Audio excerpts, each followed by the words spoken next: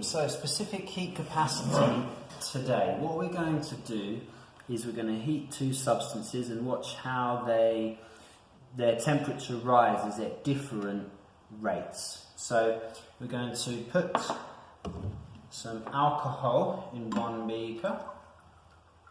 So 50, try and keep it the same.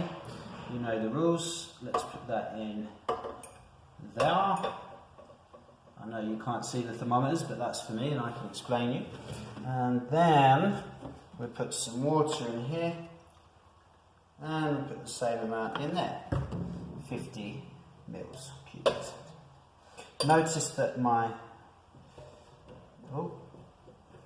thermometers aren't touching the bottom. That's not what you want. Let's turn that on.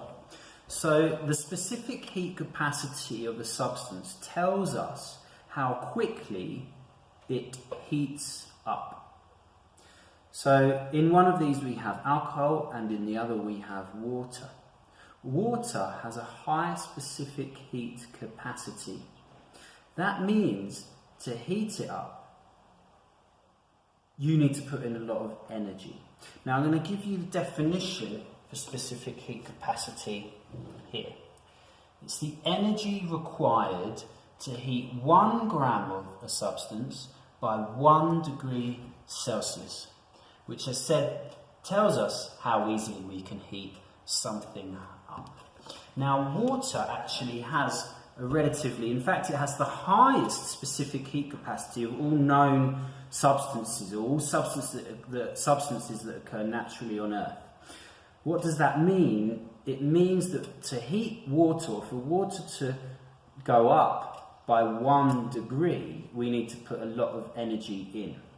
Now the specific heat capacity of water is 4.186 joules per gram. So that means to heat 1 gram of water by 1 degree Celsius, we need to put 4.186 joules of energy in. And that is relatively high compared to everything else. Now that's important for us as humans and animals and actually things living on the planet. Because if water had a low specific heat capacity, if we went outside in the hot sun, then all of the water inside our bodies would heat up extremely quickly and we'd have a lot of problems.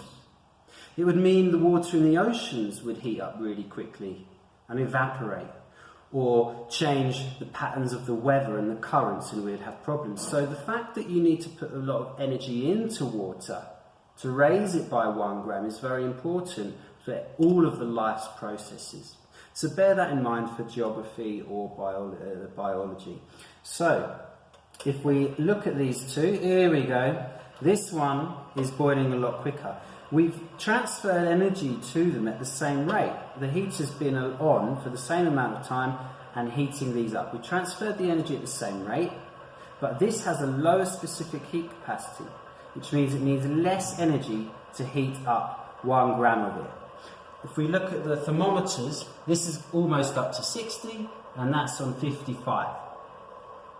Yeah?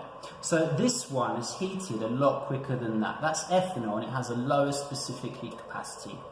That's your lesson today. 3 points. Specific heat capacity is the energy required to heat 1 gram of substance by 1 degree Celsius. Number 2, water has a high specific heat capacity. This means that it needs a lot of energy for it to heat up. And the last point is that is extremely important for living processes and the world. Over and out.